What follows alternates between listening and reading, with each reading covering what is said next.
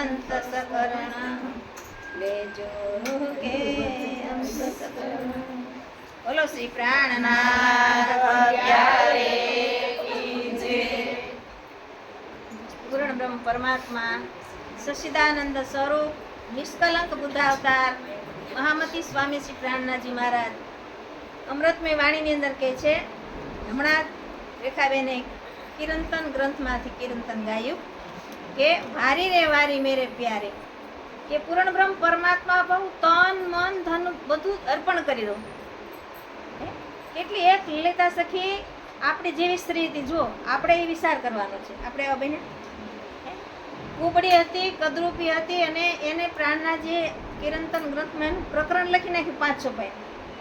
વારી રે વારી મેરે પ્યારે તુમ પર વારી, સુંદર સ્વરૂપ શ્યામ શ્યામાજી કો ફેર ફેર જાઓ બલિહારી.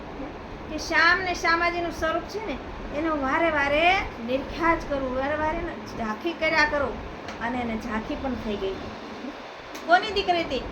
રાજા રામભાઈની દીકરી હતી ને એ પણ શિષ્યા કોની હતી? શ્રી પ્રાણનાથજીની શિષ્યા હતી. જેના મસ્તક ઉપર હાથ પડ્યો હોય પ્રાણનાથજીનો, એ તો ભવસાગર પાર. આપણે ભવસાગર પાર જ તરી જવાના છે, કારણ કે આપણે માટે મહામતી પ્રાણનાથજી આવી અમૃતમય વાણી લાવ્યા છે. એટલે શ્રી પ્રાણનાથજી મહારાજની આપણી પર કેટલી કૃપા કે આપણને આ મનુષ્યની અંદર, ભારત ભૂમિની અંદર આપણા માટે આવી ને ભવસાગર તારવા માટે મનુષ્યન જે જહાજ મળ્યું છે, અને એની અંદર આપણને પ્રાણનાથજીની વાણી મળી છે, અને એથી આપણે ભવસાગર પાર કરવાના છે. ત્યાર પછી કીધું કે મુજ દેખતે સેલ મેરી જીત કે બાજી ગઈ હારી. આ માયાવી જગતની અંદર શ્રી પ્રાણનાથજી મહારાજને લલિતા સખી કહે છે કે હું આ સંસારમાં આવી, પણ આ માયાની અંદર ભવસાગર તરવા માટેનું આપણને ખબર નહોતી. પણ મહામતી પ્રાણનાથજી મહારાજે કીધું કે આ વારી વારી રે વારી મેરે પ્યારે વારી રે વારી, અનેક વાર તમારા દર્શન કર્યા કરું, તમારા સ્મરણ કર્યા કરું, તમારું ભજન કર્યા કરું, કે આ માયાની અંદર મુજ દેખતે જીત કે બાજી ગયા હારી સેલ. કે મનુષ્ય તન મળી ગયું એટલે આપણે બાજી બધા જીતી ગયા, પણ પરમધામ પહોંચી જાય ને એ જ મોટું મહત્વ છે. એટલે શ્રી પ્રાણનાથજી મહારાજે કીધું કે શુભંગ સ્વરૂપ સુંદર અતિ ઉત્તમ, મુજ પર કૃપા તમારી. કે તમારું સ્વરૂપ કેવું છે? પ્રાણનાથજીના કહેવાથી આપણે વારે વારે રાજ્યના દર્શન કર્યા કરી, વારે વારે એના શરણમાં સ્થિત લગાડ્યા કરી. સુંદર સ્વરૂપ શ્યામ શ્યામાજીનું છે, અને કોમળ શરણો નુરીમય ચોકી પર પડ્યા છે, અને એ શરણને આપણે ઝાંખી કરવાની છે. એટલે આપણે કીધું કે મારા ઘડીએ જ્યારે સમય મળે, જ્યારે ખાતે પીતે ઉઠતે બેસતે સુવે સુપન, તો ક્યારે સુપન જાગૃત કહેવાય? આપણે સૂતા હોય, ગાઢ નિંદરમાં હોતા હોય તો આપણને સપનું યાદ રહે. થોડા થોડા જાગૃત અવસ્થામાં હોય તો આપણને સપનું યાદ રહેશે. એટલે કીધું સોવે સુપન જાગૃત. એ પછી ક્યારે થાય? દમ ન છોડે માસુક જો જાકી અસલ હક નિષ્પત. એક શ્વાસ રાજીના નામને આપણે ન છોડીએ, અને જેની સાથે સંબંધ આપણે જોડાઈ ગયો છે. હવે આપણે સંબંધ કરવો તો આપણી વખતે એવું નહોતું. અત્યારે છોકરીને નૃત્ય પસંદ પડે તો સંબંધ કરીએ છીએ. મૂળ સંબંધ જોડાઈ જાય, નિષ્પત થઈ જાય, ત્યારે આપણે એની પળ એને યાદ કરી શકીએ છીએ.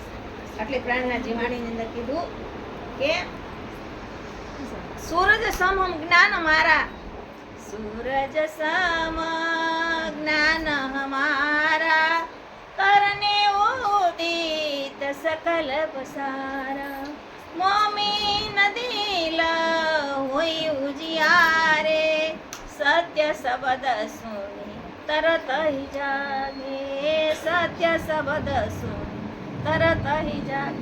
એ પ્રાણનાથજી મહારાજનું જ્ઞાન કેવું છે? સૂરજની ઉપમા આપે છે.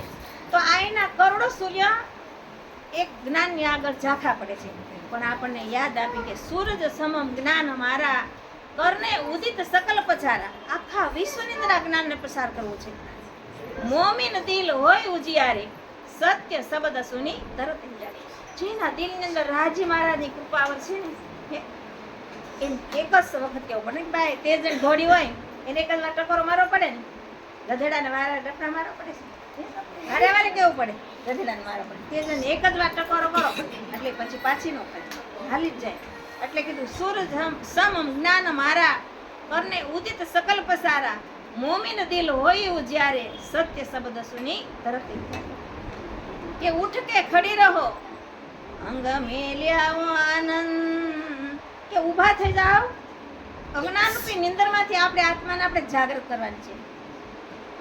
ઉઠ કે ખડી રહો અંગ મેલ્યાવો આનંદ, ઈસક લિયાવો પનો માસુક કરો પસંદ. આપણા આત્માના માલિક છે ને રાજી મહારાજ, એને તો આપણે પસંદ કરી લીધા. આપણે જ્યારથી કૃષ્ણ પ્રણામી ધર્મની અંદર આવ્યા ત્યારથી આપણે બધાને ખબર છે કે આપણા આત્માના માલિક કોણ છે. તમે બીજા ધર્મ જાઓ ને એ તો એને પૂછો ને આમાં બેઠા તમારા આત્માના માલિક કોણ છે, એટલે આ ઘરવાળો તો આપણો છે, એ તો તમારા દેહના સંબંધી છે. હે આમાંથી એક ચેતન ઉડી જાય એટલે તમારા ઘરવાળા તમને એક દી રાખવાના. એટલે કીધું ઉઠ કે ખડી રહો અંગ મેલ્યાવો આનંદ, ઊભા થાઓ જ્ઞાનરૂપી નિંદરમાંથી, તમારા અંગની અંદર દિવ્ય પરમધામનો આનંદ લઈ આવો. અને ત્યાર પછી આપણે માસુક રાજી મહારાજને આપણે પસંદ કરવાના છે.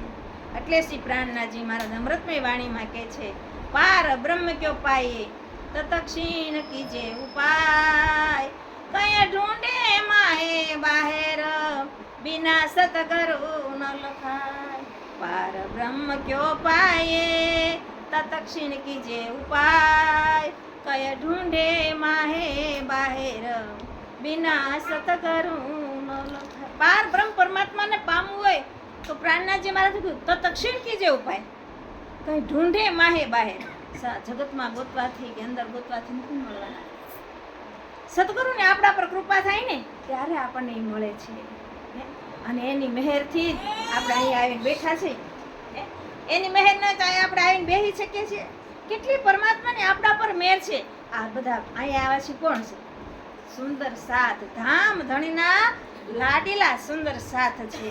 અને એના આપણે દર્શન કરીએ અને પગે લાગી એમાં અમારા આશાબેન બધાને ચોખલીએ વધાવે. કેટલો આપણને આનંદ આવે. સમય થાય એટલે આપણે ઘરેથી ગમે કામ મૂકી નીકળી જાય છે. આપણે ક્યાં વૃક્ષ નીચે બેઠા છીએ ત્યારે એક ભાઈ હતો, એ મુસાફરી કરવા માટે નીકળ્યો. પછી રસ્તામાં હાલતા હાલતા ઉનાળાનો ધોમ તડકો, પછી એમ થાય વિચાર કરો મનની અંદર એક વૃક્ષ આવી ગયો તો કેવું સારું. તો એક ઝાડ રસ્તામાં હતું, ત્યાં બેઠો શીતળ સાંય. પછી વિચાર કરો કે હવે આમાં એક પાણી આવી ગયું હોય તો કેવું સારું. એક બાય પવાલી ભરીને પાણી પાઈ. પછી વિચાર કરો કે હવે ભૂખ લાગી છે તો ભોજન આવી ગયું હોય તો પકવાનની થાળી આવી ગઈ. પછી વિચાર કર્યો કે હવે થાકી ગયો છું, એક ગાડલું પલંગ આવી ગયો તો એક ગાડલું પલંગ આવી ગયું. પણ આ વિચાર નહોતો કરવાનો કે હવે આમાં જંગલ છે ને શેર આવે ને ખાઈ જાય તો શેર આવીને ખાઈ ગયું. એમ આપણે ભારત ભૂમિની અંદર કલ્પ વૃક્ષ નીચે બેઠા છે. જો વિચાર કરીને એવું જ પરમાત્મા આપે છે. એટલે આપણે એટલે શ્રી પ્રાણનાથજી મહારાજ વાણીમાં કીધું કે જાનો તો રાજી રાખો, જાનો તો દિલગીરી, યા પાક કરો આદિ પન્ના, યા બેઠાઓમાં હે પરમાત્મા તમે અમને રાજી રાખો તો આપણે દુઃખ પણ ગમે છે. આપણે હમણાં કીધું ને કે સખી આત્મ રોગ બુરો લઈ ગયો. આત્માને એવો માયાનો રોગ લાગ્યો એ તો આપણને ખબર છે, પણ એને કોઈ ડૉક્ટર કે તબીબ મેળે છે? વાણીથી, ચિતવણીથી, ભજનથી એ રોગ મટી શકે છે. પણ ત્યારે પ્રાણનાથજી મહારાજે એટલે કીધું આપણને કે જાનો તો રાજી રાખો, જાનો તો દિલગીરી, યા પાક કરો આદિ પન્નાયા બેઠાઓમાં હે પરમાત્મા આપણે બધા અહીં બેઠા છીએ, કહી છીએ કે દુઃખ છે મેરો પ્યારો. દુઃખ બધાનું કીધું વાત, દુઃખ છે વિરહા ઉપજે, વિરહે ઈશક પ્રેમ, ઈશક પ્રેમ જબ આયા તબ નેસે મિલે હક. પણ આપણને દુઃખ પડે તો ગમે છે કોઈને? પરમાત્માને હે પરમાત્મા આ દુઃખ લઈ લે ને. ઘરમાં કોઈ એ વ્યક્તિ દુઃખ દેતું હોય તો આપણે કેટલા રડીએ છીએ. હે રાજ્ય મહારાજ આ વ્યક્તિ મારા ઘરમાં ક્યાંથી આવી? આપણને ગમે છે દુઃખ?